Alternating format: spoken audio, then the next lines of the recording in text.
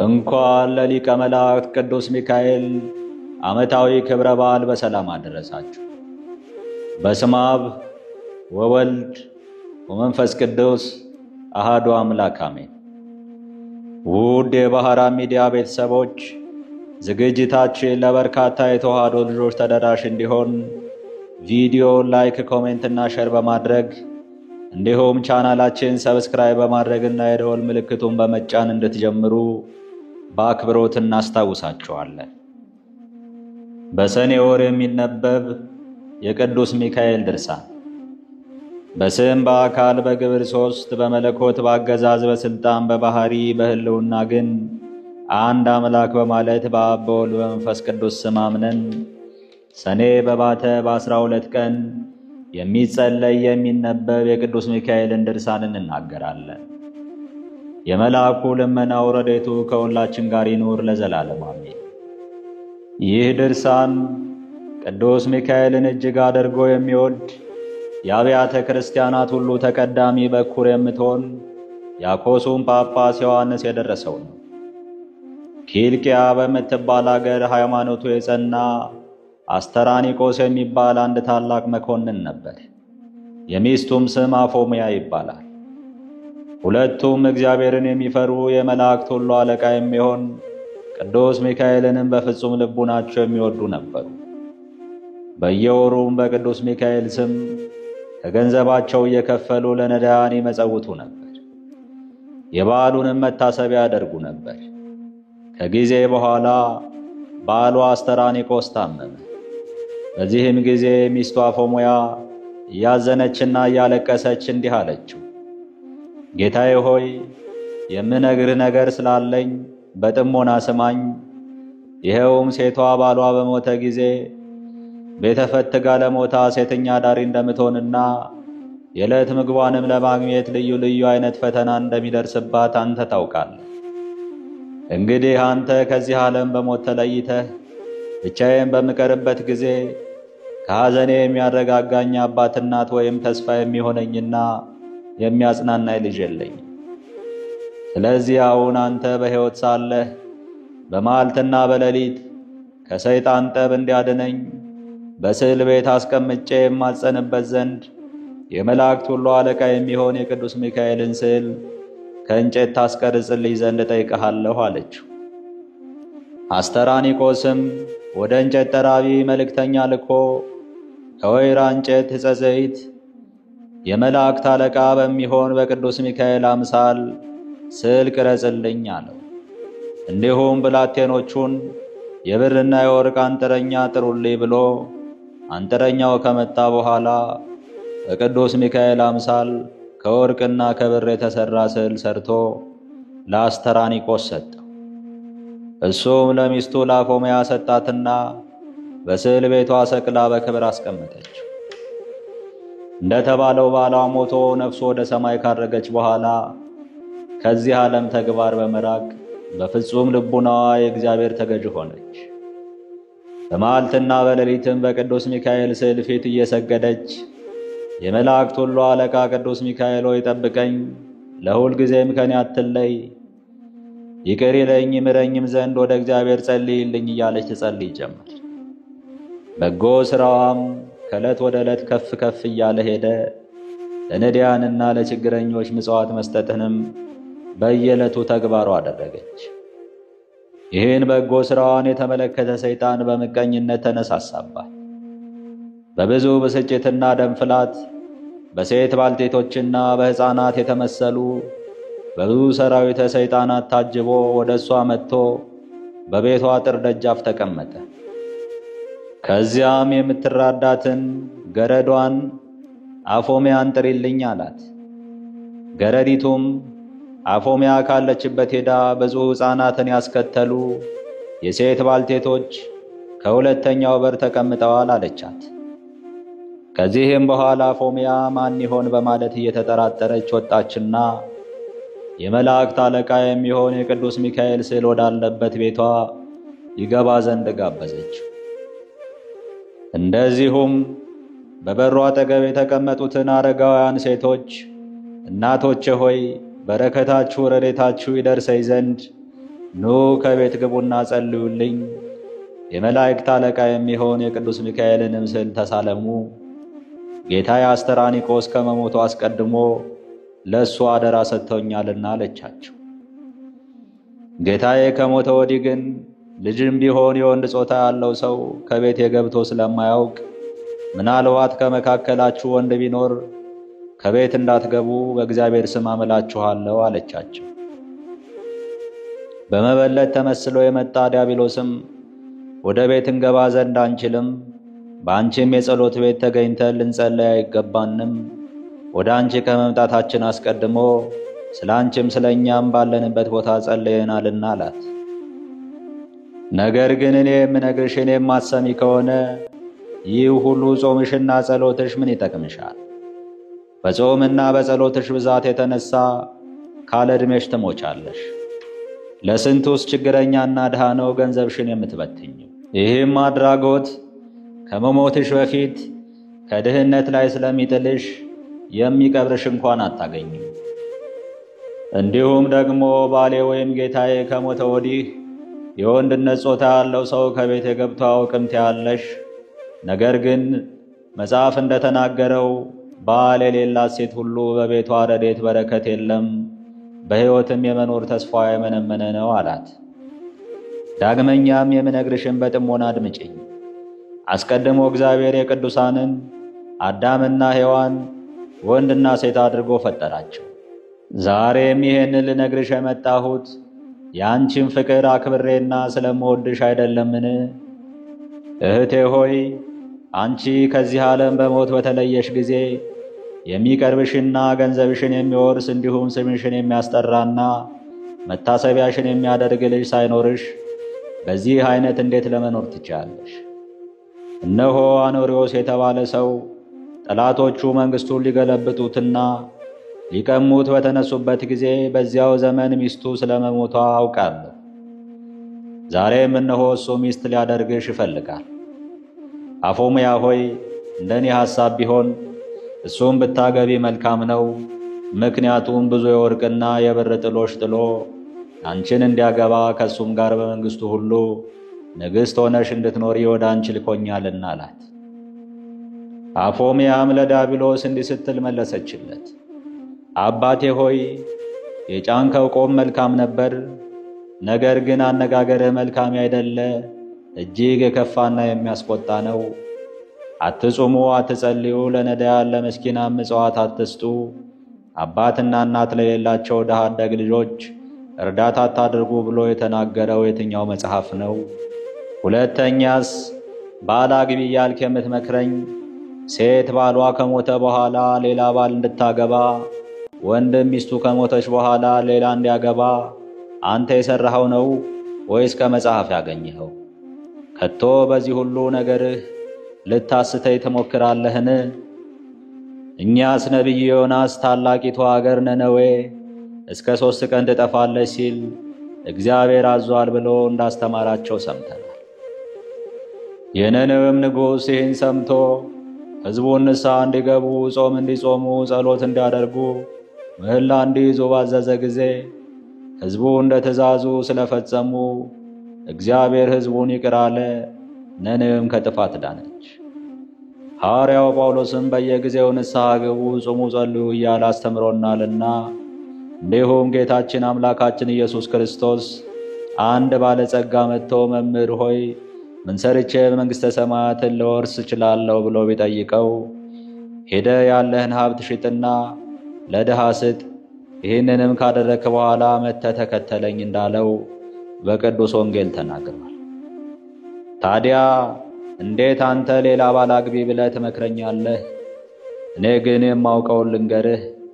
እርግብ ባሏ ከሞተ በኋላ ከሌሎች አዕዋፍ ጋር አትገናኝም፣ በጥፍሯም ምላሷን ትሰነጥቃለች። ሌላው ወፍ እንኳ ሊቀርባት ቢፈልግ በታላቅ ጩኸት ጓደኞቿን ጠርታ ሁሉም ተረዳድተው ይገድሉት የለምን?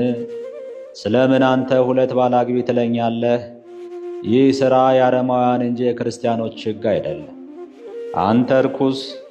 ጠላቶቹ መንግሥቱን ለመቀማት አገሩን ለመውረድ እሱንም ሊገድሉት የተነሱበትን አኖሪዎስን ይህን አይነት እንደማይሠራ እኔ አስቀድሜ ያውቀዋለሁ። አሁንም የመላእክት ሁሉ አለቃ የሚሆን የቅዱስ ሚካኤልን ስዕል ትሳለም ዘንድ አመጣልሃለሁ ብላ ወደ ስዕል ቤት ፈጥና ገባችና የሚካኤልን ስዕል አሳየችው። ያም ሰይጣን የቅዱስ ሚካኤልን ስዕል ባየ ጊዜ እንደ አሞራ ክንፍ አውጥቶ ከሰራዊቱ ጋር በረረ። ነገር ግን መለስ ብሎ አፎምያ ሆይ አስትሽ ዘንድ መጥቼ ነበር፣ አንቺ ግን ድል ነሳሽኝ፣ ከወጥመዴም አመለጥሽ። ቢሆንም በቤትሽ ውስጥ ባለው በወርቅና በብር የተለበጠ በቅዱስ ሚካኤል የእንጨት ስዕል አትመኪ። በዓሉ የሚከበርበት እስከ ሰኔ 12 ቀን ድረስ አንዳች ነገር በላይሽ ላይ የማመጣ መሆኔን እንድታውቂ ሲል አስፈራራት። በዚያን ጊዜ በእግዚአብሔር ዙፋን ፊት ለፊት ለመስገድና እንዲሁም ለሰው ልጅና ስለ ወንዞች ውሃ ይቅርታን ይለምን ዘንድ ስለሚሄድ ወደ አንቺ ሊመጣ አይችልም።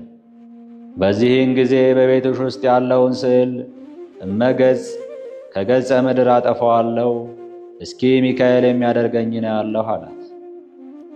አፎምያም ተመልሰ ብትመጣም የመላእክት አለቃ በሚሆን በቅዱስ ሚካኤል የጸሎት ኃይል አፍረት እመለሳለሁ ብላ በጌታችን በኢየሱስ ክርስቶስ ትምህርተ መስቀል አምሳል በአራቱ ማዕዘን አማተበችበት። በዚህን ጊዜ ዲያብሎስ ኀፍረቱን ተከናንቦ ሄደ። እሷም ጾም በመጾም ምጽዋት በመመጽወት ጸሎት በመጸለይ በጎ ሥራዋን እያስፋፋች ሄደች። ከዚህም በኋላ ያ ሰይጣን በየዓመቱ 10ኛ ወር በሚሆን በሰኔ 12 ቀን የቅዱስ ሚካኤል በዓል በሚከበርበት ዕለት በመላእክት አምሳል አስኬማ አክሊል አድርጎ በእጁ ትምህርተ መስቀል የሌለበት የወርቅ ዘንግ ይዞ በሌሊት ወደ እሷ መጣ። ከዚያም ወደ ቤት ገብቶ አፎንያ ሆይ ሰላም ላንቺ ይሁን፣ እንዴት አለሽ? ዕጣንሽ ጸሎትሽ በጠቅላላም በጎ ምግባርሽ ሁሉ ወደ ሰማይ አድርጎ ከእግዚአብሔር ዙፋን ቀርቧል። ፈጣሪሽም ከመላእክቶቹ ሁሉ ጋር በጣም ተደስቷል። በዚህም የተነሳ ስለ በጎ ሥራሽ ባለ ዘመንሽ ሁሉ እጠብቅሽ ዘንድ ወደ አንቺ ልኮኛል አላት። አፎምያም አንተ ማነህ? ስምህስ ማን ይባላል? አለችው። እሱም እኔ መላእክት አለቃ የምሆን ሚካኤል ነኝ። ባለፈው ጊዜ ቅዱስ ሚካኤል በዓሉ በሚከበርበት ዕለት በሰኔ 12 ቀን ለሰውና ለእንስሳት ሁሉ ከእግዚአብሔር ዘንድ ምሕረትን ለመለመን ስለሚሄድ ወደ አንቺ አይመጣም ሲል ዲያብሎስ ሲናገርሽ ሰምቼ ነበርና ስለዚህ እንዳይፈታተንሽና እንዳይበረታብሽ ስለ አንቺ ከሰማይ ወረድኩ። አሁንም ለእኔ ልትሰግጂ ይገባሻል። ሰማያውያን መላእክት ወገኖቼን በሰማይ ትቼ አንቺን ለማዳን ወደ አንቺ መጥቻለሁና አላት። አፎምያም አንተ ሚካኤል ከሆንክ ከቤቴ ውስጥ እንዳለው እንደ ሚካኤል ስዕል በዘንግ ጫፍ ላይ ትምህርተ መስቀል ለምን የለበትም? አለችው። ዲያብሎስም እንደዚህስ አይደለም፣ በቤት ውስጥ ያለው ስዕል በሚያመሰግኑበት ጊዜ ምልክት እንዲሆን ይደረጋል። በእኛ በመላእክት ዘንድ ግን ይህ አይነቱ ምልክት የለም አላት። ዳግመኛም አፎምያ ምድራዊ ንጉሥ ማዘዣ ጽፎ በሚያስተላልፍበት ጊዜ ማኅተም ሳያትምበት ቢልከው የሚያምነው ወይም የሚቀበለው የለም። እንዲሁም መላእክት ከሰማይ በወረዱ ጊዜ በትረ መስቀል ያልያዘውን መልአክ ነው ብለው አያምኑትም፣ ይንቁታል እንጂ አለችው።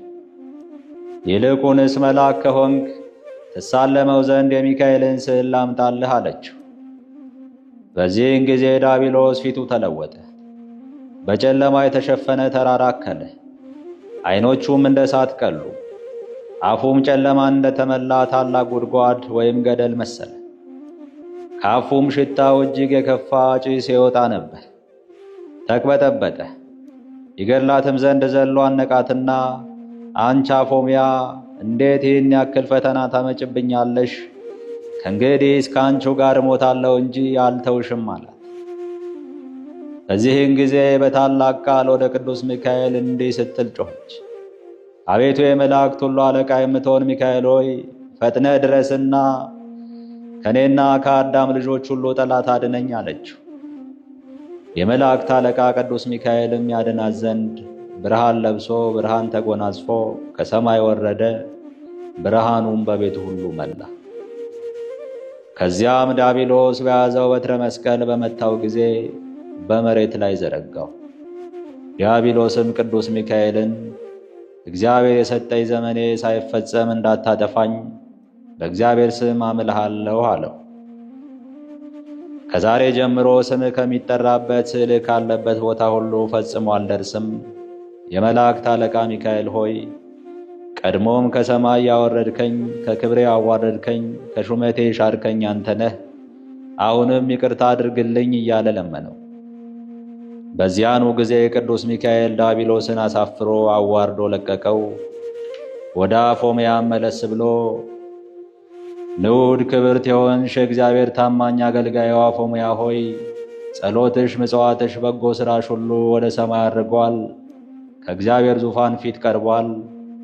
አሁንም ሄደሽ ከቤተ ክርስቲያን ገብተሽ ጸሎት አድርሺ፣ በዛሬው ቀን ነፍስሽ ከሥጋሽ ትለያለችና ብሎ ነገራት። መላእክትም ሁሉ ወደ አንቺ መጥተው ነፍስሽን ወደ መንግሥተ ሰማያት ያሳርጋሉ፣ ከባልሽ ከአስተራኒቆስ ነፍስ ጋርም ለዘላለም በዚያ አርፋ ትኖራለች አላት። ከዚያም በኋላ አፎምያ እያየችው ቅዱስ ሚካኤል ወደ ሰማይ አረገ።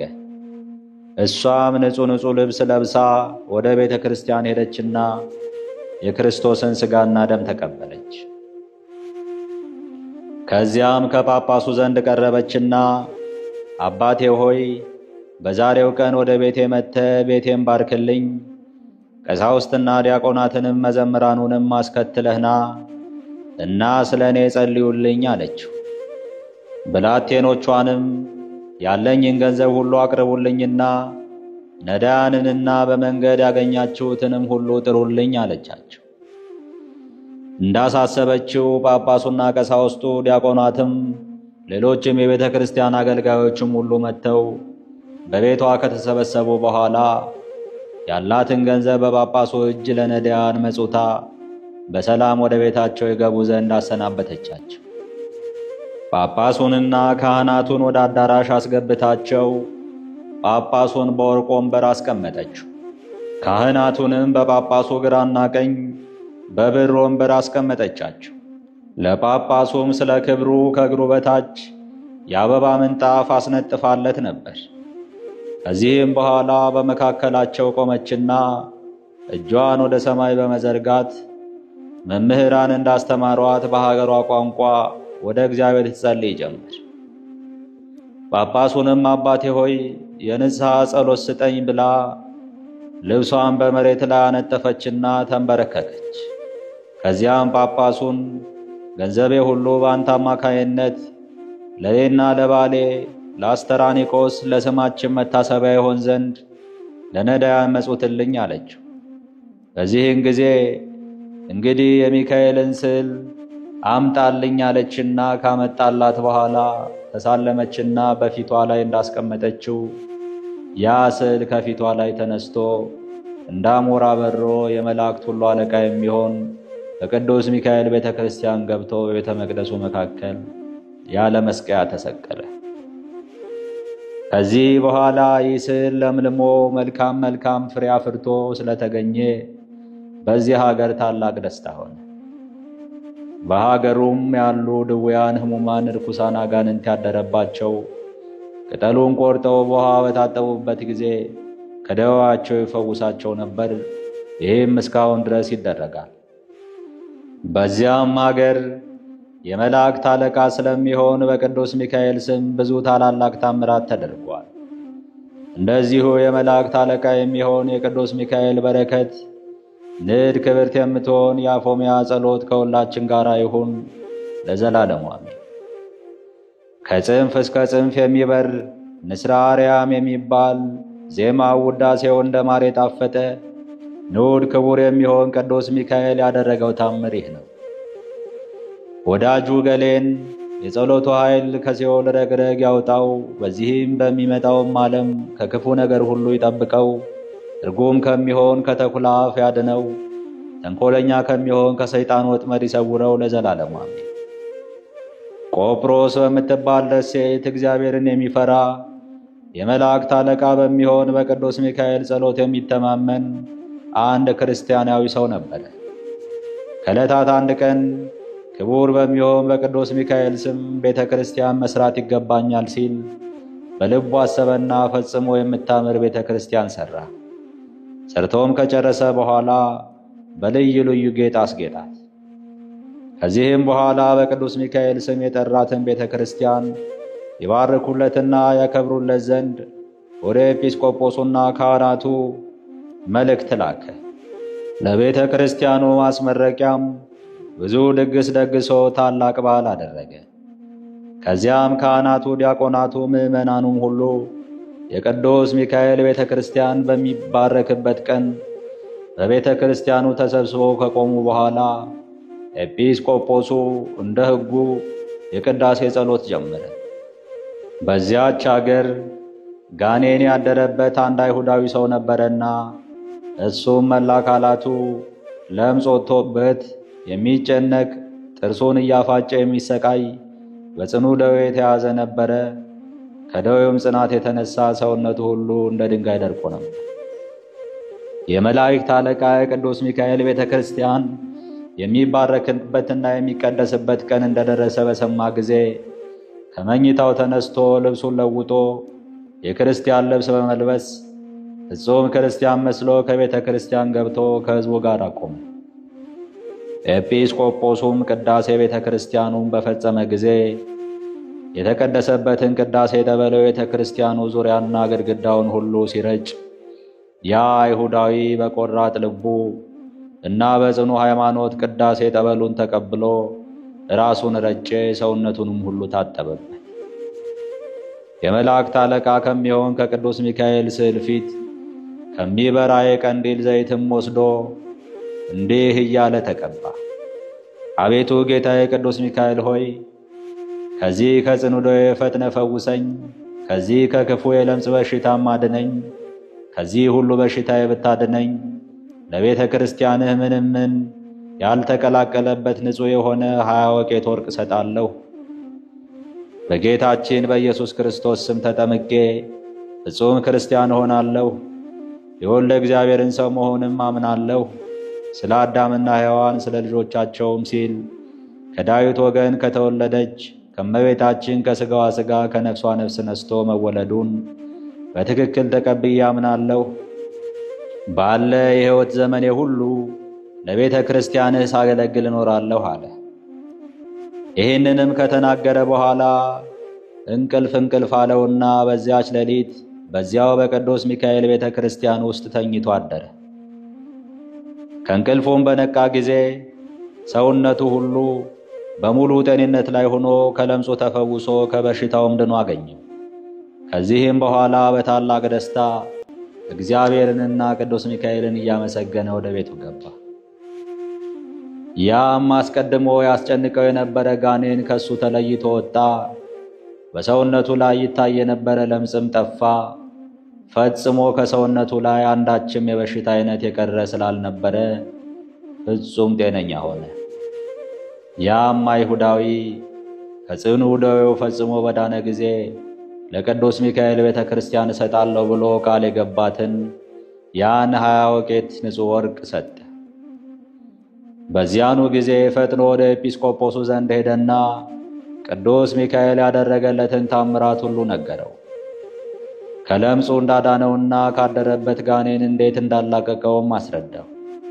ከዚያም ኤጲስቆጶሱን አባቴ ሆይ ከዛሬ ጀምሮ ክርስቲያን ሆን ዘንድ እፈቅዳለሁ። ስለዚህ አጥምቀኝና ከቅዱሳን ማኅበር አንድ አድርገህ ደምረኝ እያለ ለመነው።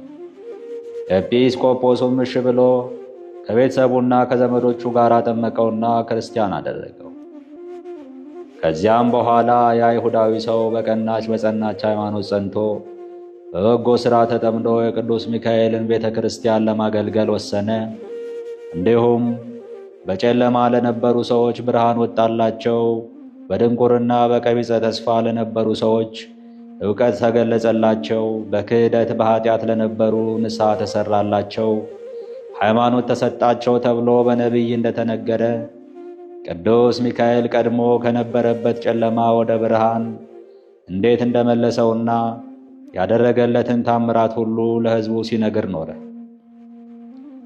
እንግዲህ ይህ አይሁዳዊ ከሚያሰቃየው ጋኔን ከሚያስጨንቀው ሕማመ ኃጢአት ድኖ አዳኝ የሚሆን የክርስቶስ ብርሃን እንደበራለትና የይቅርታና የቸርነት መልእክተኛ የሚሆን በቅዱስ ሚካኤል ጸሎትና ልመና ከዓለማዊነት ወደ አማናዊነት እንደመለሰው አይነ ልቦናውንም አብርቶ የሥላሴን አንድነት ሦስትነት ለማወቅ እንዳስቻለው የወንጌል ልጆች የምንሆን እኛንም በስለቱ በአማላጅነቱ አይለየን፣ በከንቱ እንዳንጠፋ ከሰይጣን ወጥመድ ያድነን፣ ከሰራዊቱ ሁሉ ጋር በቸርነቱ ይመግበን፣ ሰውን የሚያስቱ ሰራዊተ ሳጥናኤል አይተው ይሸሹ ዘንድ ሰይፈ ረድኤቱ ከጎናችን አይራቅ።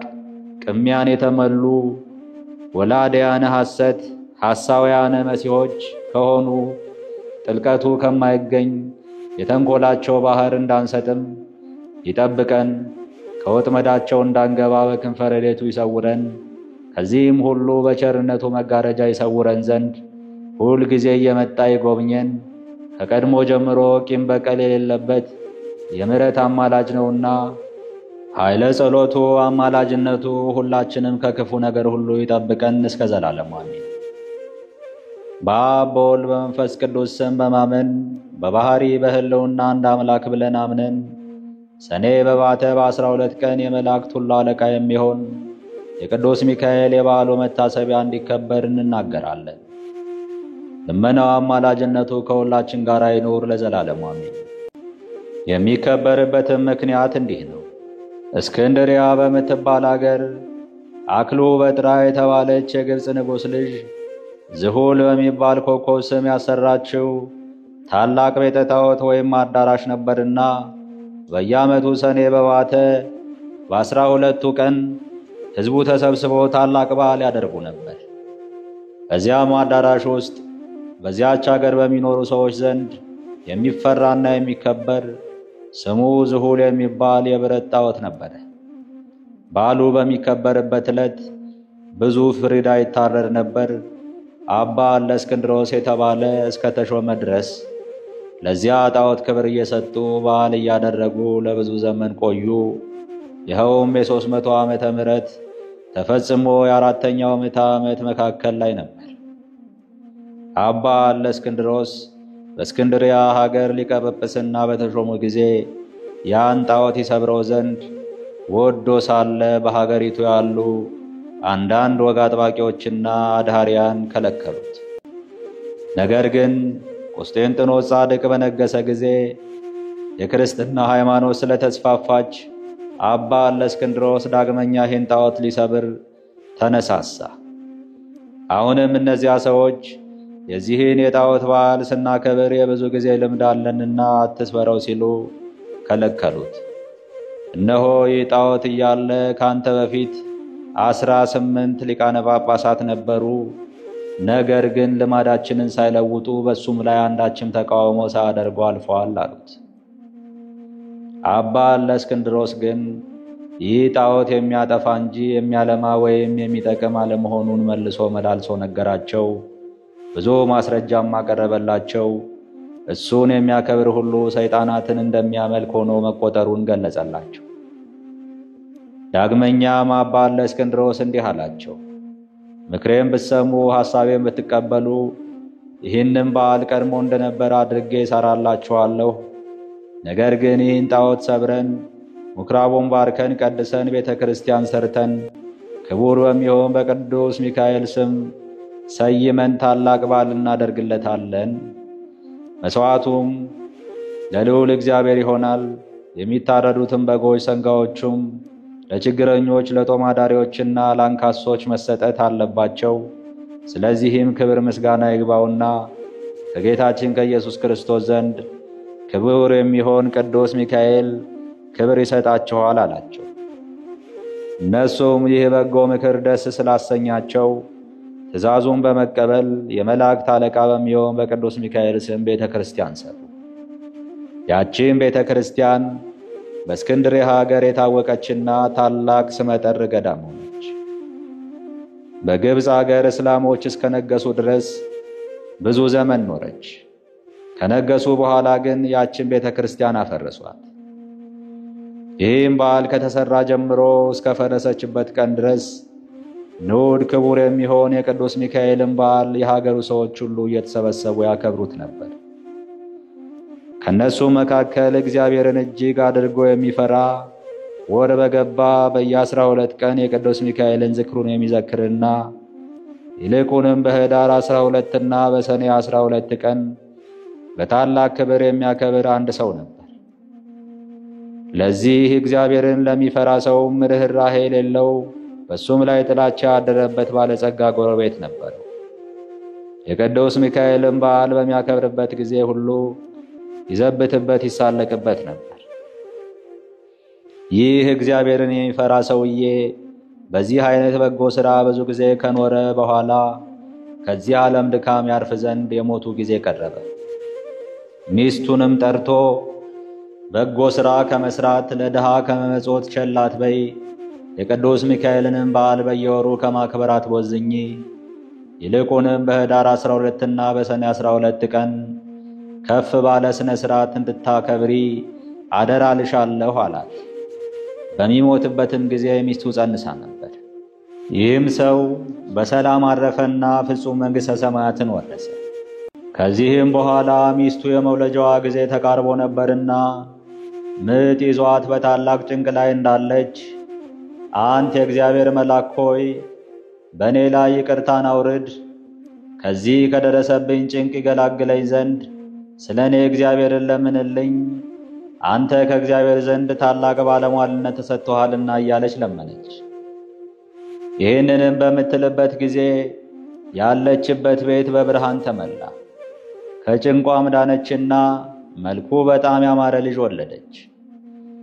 የእግዚአብሔር መልእክተኛ ቅዱስ ሚካኤልም ከሰማይ ወርዶ ያን ሕፃን ባረከውና ቸርነትና ርኅራኄ የሌለውን የዚህም ባለጸጋ ገንዘብና ሀብት እርሻውንም ሁሉ ይህ ሕፃን እንዲወርስ እግዚአብሔር አዟል አለ።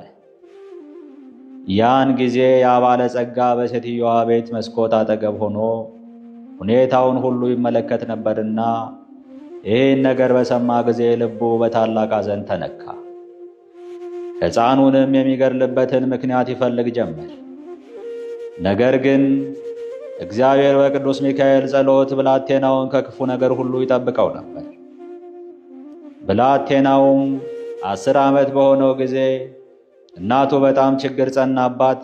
በዚህን ጊዜ እምነት የጎደለው ያ ባለጸጋ አንቺ ችግረኛ ስለሆንሽ ይላከኝ ያገለግለኝ ዘንድ ልጅሽን ስጭኝና ምግቡንና ልብሱን ምንም ሳላጎድል ተንከባክቤ አኖረዋለሁ፣ ለአንቺም 20 ወቄት ወርቅ ሰጥሻለሁ አላት። ይህንንም ባላት ጊዜ ስለ ችግሯ በጣም በመደሰት ልጇን ሰጠችውና 20 ወቄት ወርቅ ተቀበለች። ብላቴናውንም በወሰደ ጊዜ እንግዲህ ሐሳቤ ሁሉ ዛሬ ተፈጸመልኝ እያለ በጣም ደስታ ተሰማው። ከዚህ በኋላ በልጁ ቁመት ልክ ሳጥን አሰርቶ ሕፃኑን በሳጥኑ ውስጥ አግብቶ ከቶ በላዩ ላይ ቆለፈበትና ሳጥኑን ወስዶ ከባህር ጨመረው። እንዲሁም የሳጥኑን ቁልፍ መክፈቻ አብሮ ወረወረው። ነገር ግን በእግዚአብሔር ፈቃድ ያ ሳጥን ሳይሰጥም በባህሩ ላይ የተንሳፈፈ ከዚያች አገር ርቃ ወደምትገኝ የባህር ወደብ ደረሰ። በባህሩ አካባቢ በጎቹን አሰማርቶ የሚጠብቅ አንድ ሰው ነበርና ያን ሳጥን ባየው ጊዜ ከባህሩ አወጣና ወደ ቤቱ ወሰደው። በቤቱም በደረሰ ጊዜ ይህን ሳጥን በምን ከፍተዋለሁ እያለ ሲያወጣ ሲያወርድ ተመልሶ ወደ ባህሩ ይሄድ ዘንድ እግዚአብሔር አሳሰበው። በሄደም ጊዜ አንድ ዓሣ የሚያጠምድ ሰው አገኘ። ያ በግ ጠባቂ ዓሣ አጥማጁን በእኔ ስም መረብህን ወደ ባህር ጣልና የተሰገረውን ዓሣ ለእኔ ይሆናል፣ ዋጋውን ግን እከፍልሃለሁ አለው። ዓሣ አስጋሪውም እንደተነጋገሩት መረቡን ከባህር ቢጥል ታላቅ ዓሣ ተያዘና ለሰውየው ሰጥቶ ዋጋውን ተቀበለ። እሱም ያን ዓሣ ከቤተሰቦቹ ጋር ጠብሶ ይበላ ዘንድ በችኮላ ወደ ቤቱ ሄደና የዓሣውን ሆድ ቢሰነጥቀው የዚያን የሳጥን ቁልፍ መክፈቻ አገኘ። በዚያን ጊዜ ይህ መክፈቻ የዚህ ሳጥን ቁልፍ መክፈቻ መሆን አለበት ሲል አሰበና ቁልፉን ለመክፈት ቢሞክር ወለል ብሎ ተከፈተ። በዚህም እየተደነቀ ሳለ ሳጥኑን ቢከፍተው ያ ባለጸጋ ሊገድለው ያሰበውን ሕፃን በሳጥኑ ውስጥ አገኘው። ባየውም ጊዜ እጅግ ተደስቶ በባህር ውስጥ ስላገኘው ስሙን ባህራን ብሎ ሰየመውና እንደ ልጁ አድርጎ ይንከባከበው ዘንድ ወሰነ። ከባህራን ሀገር የበግ ጠባቂው ሀገር የ10 ቀን ጎዳና የሚያስኬድ ርቀት ነበረው። ከብዙ ዓመታት በኋላ ያ ባለጸጋ ሰው ለንግድ ከሀገሩ ወጣ። በጉዞም ላይ ሳለ ፀሐይ ስትገባ ከዚያ የበግ ጠባቂው ዘንድ ደረሰ። በግ ጠባቂውንም ወንድሜ ሆይ በአንተ ዘንድ የማድርበት ቢኖር ታሳድረኝ ዘንድ ለምንሃለሁ፣ ኪራዩንም እከፍልሃለሁ ብሎ ጠየቀውና ያ በግ ጠባቂ ወደ ቤቱ አስገባው። ባለጸጋውም ገብቶ ጥቂት ካረፈ በኋላ በግ ጠባቂው ያን ብላቴና ባህራን ብሎ ሲጠራው በሰማ ጊዜ ልጅህ ነውን ብሎ ጠየቀው። በግ ጠባቂውም አዎን፣ ይህ አሁን ጎልማሳ ሆኖ የምታየው ወጣት ገና ሕፃን ሆኖ ሳለ በሳጥን ተከቶ ከባህር ውስጥ ተጥሎ አግኝቸው ወስጄ ያሳድጌዋለሁና ልጄ ነው አለው። ባለጸጋውም ይህንን ነገር በሰማ ጊዜ ፈጽሞ ደነገጠ። ይገድለውም ዘንድ ፈልጎ በባህር ውስጥ የጣለው ሕፃን መሆኑንም አወቀ። በበነጋውም መንገዱን ለመሄድ ሲዘጋጅ ልዩ ልዩ ምክንያት ሰይጣናዊ ሐሳብ በመፍጠር በግ ጠባቂውን ወንድሜ ሆይ አንድ የማስቸግርህ ጉዳይ አለኝ፣ ይሄውም በቤቴ የረሳሁት ነገር ስላለ እገሊት ወደምትባል አገር ሄዶ መልእክት ያደርስልኝ ዘንድ ይህም ብላቴና እንድትሰጠኝ ነው። የድካሙንም ዋጋ 20 ወቄት ወርቅ እከፍላለሁ አለው። ያም በግ ጠባቂ ስለ ወርቁ ስጦታ ደስ በመሰኘት ያን ጎልማሳ ጠርቶ ልጄ ባህራን ሆይ ይህ ክቡር ሰው ለሥራ ጉዳይ ወደ ቤቱ ሊልክህ ይፈልጋልና መልእክቱን አድርስለት፣ እግዚአብሔር በሰላም ያግባህ ሲል ጠየቀው። ልጁም እሺ መልካም ነው አባቴ ሆይ ያዘዝከኝን ሁሉ ለመፈጸም ዝግጁ ነኝ አለው። ከዚህም በኋላ ያ ባለጸጋ ይህችን የመልእክት ደብዳቤ ይዞ ወደ አንተ የመጣውን ስሙ ባህራን የተባለውን መልእክቷ በደረሰች ጊዜ ፈጥነ ግደለው፣ ገድለህም ሬሳውን ከጉድጓድ ጣለው። እኔ በሰላም ተመልሼ እስከምመጣ ድረስ ማንም ማን ይህን ምስጢር አይወቅ የሚል ጽሑፍ ለሹሙ ጽፎ አዘጋጀ። እንዲሁም በሹሙና በሱ መካከል የሚተዋወቁበትን ማህተም በደብዳቤው ላይ አትሞ ለባህራን ሰጠው። ለመንገዱም የሚሆነው ስንቅ ሰጥቶ ላከው።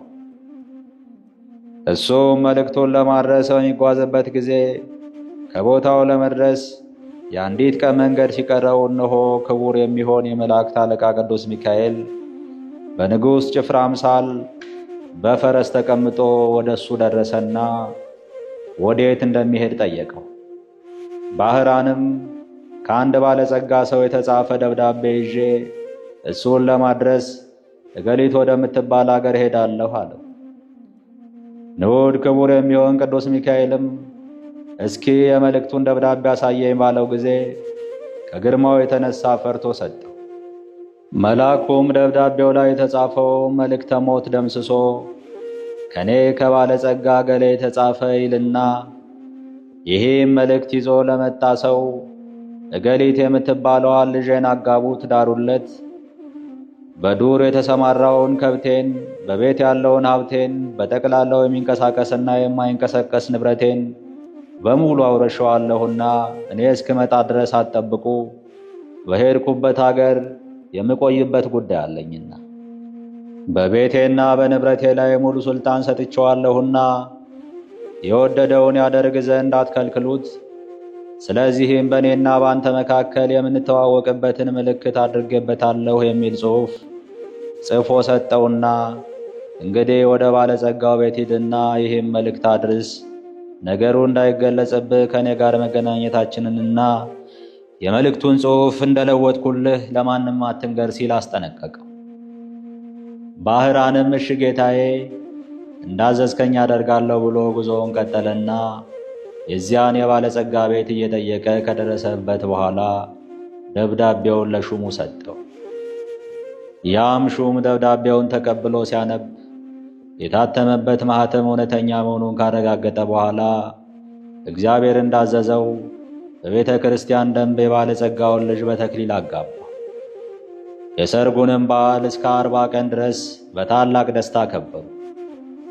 በሰርጉም በዓል ፍጻሜ በኋላ ያ ባለጸጋ ሰው ከሄደበት አገር ወደ ሀገሩ ተመልሶ ገባና በቤቱ አካባቢ ሲደርስ የደስታና የዘፈን ድምፅ ስለሰማ ይህ የምሰማው ድምፅ የምንድን ነው ሲል ጠየቀ። ሰዎቹም ባህራን የተባለ ጎበዝ ካንተ ዘንድ ልጁን ዳሩለት በሚል ትእዛዝ አምጥቶ ልጅህን አግብቶ በሰርጉ ምክንያት ይዘፍናሉ፣ ይደሰታሉ። እነሆ እየበሉና እየጠጡ በቀንና በሌሊት እየዘፈኑ ሲደሰቱ 40 ቀን ሆኗቸዋል። በመልእክትህም እንዳዘዝከው ገንዘብህንና የወንድና የሴት ባሮችህን በጠቅላላው የሚንቀሳቀስና የማይንቀሳቀስ ንብረትህን ሁሉ በሙሉ አስረክበውታል አሉት። ያም ባለጸጋ ይህን ቃል በሰማ ጊዜ ከድንጋጤው የተነሳ በታላቅ ቃል በመጮህ ከመሬት ላይ ተከስክሶ ሞተና ነፍሱን አጋንንት ተረክበው ወደ ሲኦል አወረዷት። ከዚህም በኋላ ባህራን የተባለ ያጎልማሳ ንዑድ ክቡር የሚሆን የቅዱስ ሚካኤልን በዓል በየወሩ እያከበረ ዝክሩን እየዘከረ ይኖር ጀመር። በዚያን ጊዜ በጉዞ ላይ ሳለ ተገልጾለት የሞቱን መልእክት ወደ ሕይወት የለወጠለት ቅዱስ ሚካኤል እንደሆነ ማወቀ ተረዳ። ስለዚህም ንዑድ ክቡር በሚሆን በቅዱስ ሚካኤል ስም ያማረች የተዋበች ቤተ ክርስቲያን ሠራ። ስዕሉንም አሰርቶ በውስጧ ካስቀመጠ በኋላ ሕሙማንንና ድውያንን በመፈወስ በስዕሉ ልዩ ልዩ ታምራት ተደረገ።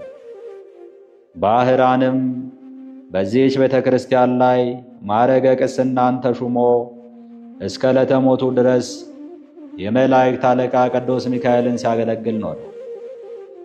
እሱ አባቱና እናቱ ልጆቹና ቤተሰቡ ሁሉ ስለ እሱ በቅዱስ ሚካኤል ጸሎትና ልመና የዘላለም ሕይወት ያለበት ፍጹም መንግሥተ ሰማያትን ወረሱ። በዚያች እግዚአብሔር ወልድ ከሙታን ተለይቶ በተነሳበት ዕለት ቅዱስ ሚካኤል በእግዚአብሔር ዙፋን ፊት እየሰገደ እንዲህ እያለ ይማልዳል። አቤቱ ፈጣሪ ሆይ በምድር ላይ ስሜን የሚጠሩትን የመታሰቢያዬን ዝክር የሚዘክሩትን ትምርልኝ ዘንድ እኔ አገልጋዬ መልእክተኛህ እለምናለሁ። ቸርነትህንና ይቅርታህንም እሻለሁ። እውነት ስለሚሆን መሐላህ አንተ ይቅር ባይ ነህና። ክብር ምስጋና ይግባውና እግዚአብሔርም እንዲህ ሲል ይመልስለታል። የመላእክት አለቃ ሚካኤል ሆይ በሰማይ ያሉ መላእክት ይለምኑሃል። እነሆ እኔም እሳታውያን በሚሆኑ ክንፎችህ እየታቀፍክ 3 ጊዜ ከሲኦል ነፍሳትን ታወጣ ዘንድ አዝዝሃለሁ። ሁሉን ለማድረግ እንድትችል ሥልጣን ሰጥቻለሁና አለው። የመላእክት አለቃ ቅዱስ ሚካኤልም ይህን የቸርነት ቃል በሰማ ጊዜ እጅግ ተደሰተ። እንዳዘዘውም በምድር ላይ መታሰቢያውን የሚያደርጉትን ነፍሳት 3 ጊዜ በክንፉ እየታቀፈ አውጥቶ ባሕረ እሳትን አሻገራቸው። የኒህም ነፍሳት ቁጥራቸው እጅግ የበዛ ስለሆነ ከእግዚአብሔር በቀር ቁጥራቸውን የሚያውቅ የለም። ወንድሞቼ ሆይ እንግዲህ ንዑድ ክቡር የሚሆን የቅዱስ ሚካኤልን በዓል በሚቻለን መጠን ከማክበር አንቆጠብ። ክብር ምስጋና ይግባውና ጌታችን በቅዱስ ወንጌል እንደተናገረ ቀዝቃዛ ውሃ እንኳ ለጠማው የሚያጠጣ ሁሉ ዋጋውን አያጣምና። አሁንም የእግዚአብሔርን ቸርነት እንለምን። የመላእክት አለቃ በሚሆን በቅዱስ ሚካኤል አማላጅነት ከሰይጣን ወጥመድ እንዲያድነን ነቀጥቃጠ ሕማምንም ከእኛ ርቅልን ዘንድ የምድርንም ፍሬ ሁሉ እንዲያበዛልንና በጎ ሥራ ለመሥራት የሚያስችል ኃይል ይሰጠን ዘንድ እንዲሁም ኃጢአታችንን እንዲያስተሰርይልንና ከእኛ ወገን የሞቱትን ነፍሳቸውን በበጎ ረፍት ያሳርፍልን ዘንድ የወጡትን አባቶቻችንና ወንድሞቻችንን በሰላም ወደ ቤታቸው ይመልሳቸው ዘንድ በመካከላችንም ፍቅርን መስርቶ በጸናች በቀናች ሃይማኖት እስከ ዓለም ፍጻሜ ያጸናን ዘንድ ቅዱስ ፍቃዱ ይሁንልን። ንዑድ ክቡር የሚሆን የመላእክት ሁሉ አለቃ ቅዱስ ሚካኤል ያደረገው ታምር ሊቆጥሩት የማይቻል ብዙ ስለሆነ በእኛም ላይ ኃይለ ረድኤቱ አድሮብን ይኑር እስከ ዘላለሙ ድረስ አሜን። በአብ በወልድ በመንፈስ ቅዱስ ስም አምነን በባህሪ በሕልውና አንድ አምላክ ብለን ክብር ምስጋና ይግባውና በዛሬው ዕለት እግዚአብሔር ቅዱስ ሚካኤልን በወገኖቹ በመላእክት ሁሉ ላይ ከክብሩና ከገናንነቱ ጋር እንደሾመው እንናገራለን። ንዑድ ክቡር የሚሆን የመላእክት አለቃ የቅዱስ ሚካኤል ታምራቱ ብዙ ነውና ስለዚህ የቤተ ክርስቲያን ሊቃውንት የቅዱስ ሚካኤልን በዓል በየወሩ 12 ቀን እናከብር ዘንድ አዘውናል። ጸሎቱና በረከቱ ከኛ ጋር ይኑር ለዘላለሙ አሜን። በቸርነቱ ላይ ለሰው ታዛዥ ለሆነውና በይቅር ባይነቱ ለታወቀው መልአክ ለቅዱስ ሚካኤል ሰላም እላለሁ።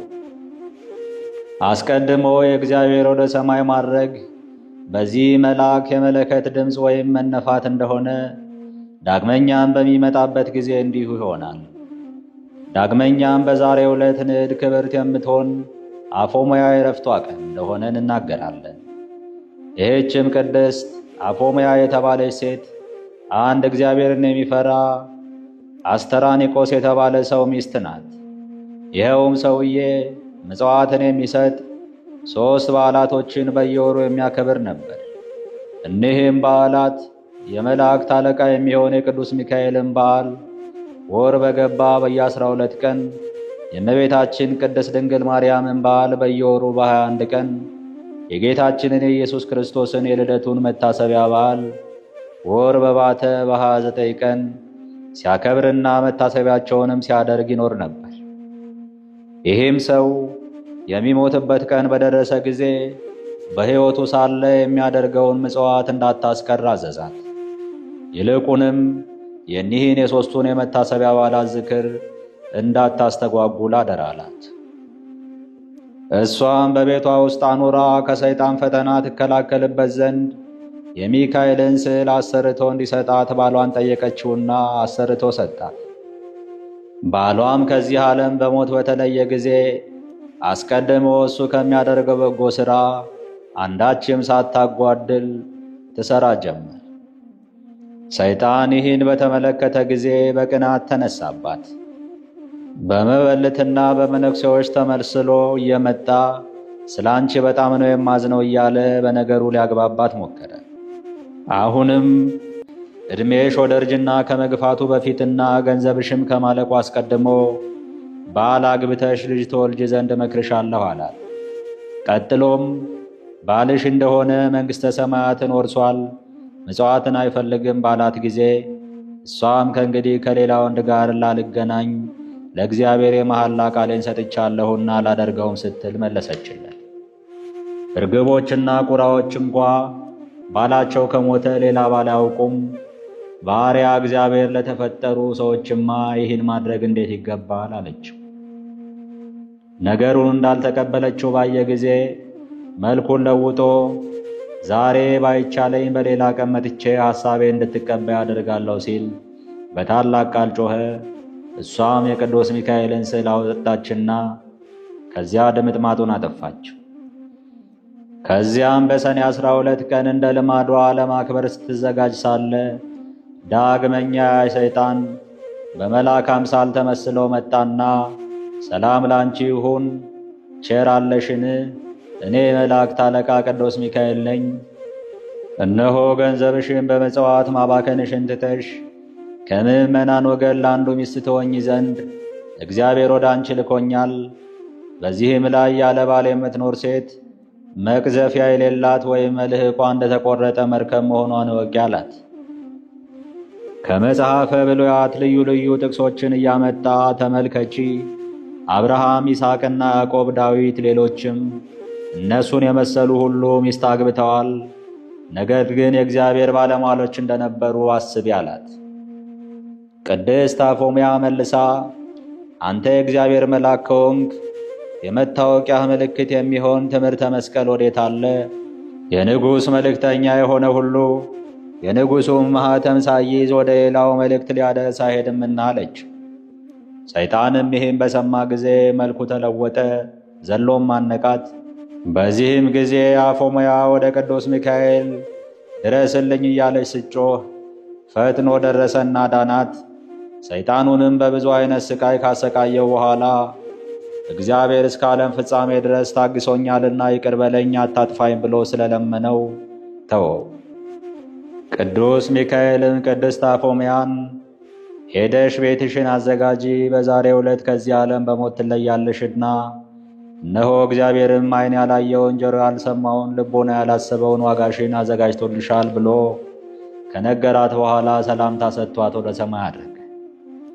ከዚያም ለባሉ የሚያስፈልገውን ካዘጋጀች በኋላ ወደ ኤጲስቆጶሱና ካህናቱ ዘንድ መልእክተኛ ላከችና መጡ። ቀጥሎም በእነሱ እጅ ለነዳያንና ለችግረኞች ምጽዋት ይሰጡላት ዘንድ ገንዘብ ሰጠቻቸው። ከዚህም በኋላ የቅዱስ ሚካኤልን ስዕል በደረቷና በፊቷ ላይ አድርጋ ወደ እግዚአብሔር እየጸለየች የቅዱስ ሚካኤል በዓል በሚከበርበት ዕለት በሰኔ 12 ቀን በክብር አረፈች። እግዚአብሔር በፍጹም ልመናዋ ወዳጇ የምንሆን ሁላችንንም ይቅር ይበለን እስከ ዘላለሙ አሜን። በበጎ ምግባሯ ቀንቶ በልዩ ልዩ ተንኮል ለማሳት በተነሳሳባት ጊዜ በዛሬው ቀን እንደቀጠራት ዲያብሎስን ድል ለነሳችው ቅድስት አፎምያ ሰላምታ ይገባል። የቅዱስ ሚካኤልን ስዕል እየተሳለመች ከዚህ ዓለም ድካም የዘላለም ዕረፍት ወዳለበት በክብር አርፋለችና።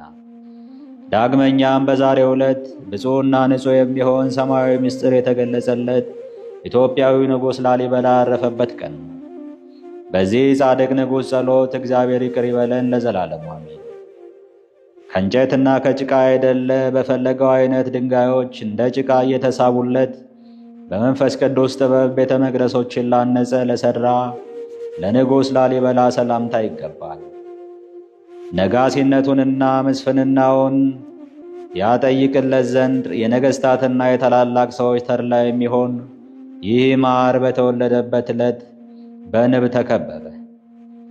በደገኛው ጻድቅ ትንቢት የሊቀ ጵጵስናውን ሹመት ከእግዚአብሔር ላገኘ ለሊቀ ጳጳሱ ለቄርሎስ ሰላም እላለሁ። ከዚህ ዓለም ስህተት በራቀ በዚህ መምህር ጠለ ትምህርት ምዕመናን ለመለሙ በዙ፣ ደቂቀ ወንጌልም በረከቱ። አነሳስቶ ላስጀመረን አስጀምሮ ላስፈጸመን ለልዑል እግዚአብሔር ክብር ምስጋና ይሁን። ይህን ድርሳን ለማነብ ለእኔም ለምታዳምጡም ለእናንተ የቅዱስ ሚካኤል ረድኤቱና በረከቱ አይለየን ለዘላለሙ አሜን። አባታችን ሆይ በሰማያት የምትኖር፣ ስምህ ይቀደስ፣ መንግሥትህ ትምጣ፣ ፈቃድህ በሰማይ እንደሆነች እንዲሁም በምድር ትሁን። የዕለት እንጀራችን ስጠን ዛሬ፣ በደላችንም ይቅር በለን እኛም የበደሉንን ይቅር እንደምንል፣ አቤቱ ወደ ፈተናም አታግባን ከክፉ ሁሉ አድነን እንጂ መንግሥት ያንተ ናትና ኃይል፣ ክብር፣ ምስጋና ለዘላለሙ አሜን። እመቤቴ ማርያም ሆይ በመልአኩ በቅዱስ ገብርኤል ሰላምታ ሰላም እልሻለሁ። በሐሳብሽ ድንግል ነሽ፣ በሥጋሽም ድንግል ነሽ። የአሸናፊ የልዑል እግዚአብሔር እናት ሆይ ሰላምታ ላንቺ ይገባል። ከሴቶች ሁሉ ተለይተሽ አንቺ የተባረክሽ ነሽና የማኅፀንሽም ፍሬ የተባረከ ነው። ጸጋን የተመላሽ ቅድስት ሆይ ደስ ይበልሽ፣ እግዚአብሔር ካንቺ ጋር ነውና ከተወደደው ልጅሽ ከጌታችን ከመድኃኒታችን ከኢየሱስ ክርስቶስ ዘንድ ይቅርታና ምሕረትን ለምኝልን ኃጢአታችን ያስተሰርይልን ዘንድ ለዘላለሙ አሜን። ምስጋና ይሁን አንድ አምላክ ለሚሆን ለአብ ለወልድ ለመንፈስ ቅዱስ እስከ ዘላለሙ ድረስ አሜን።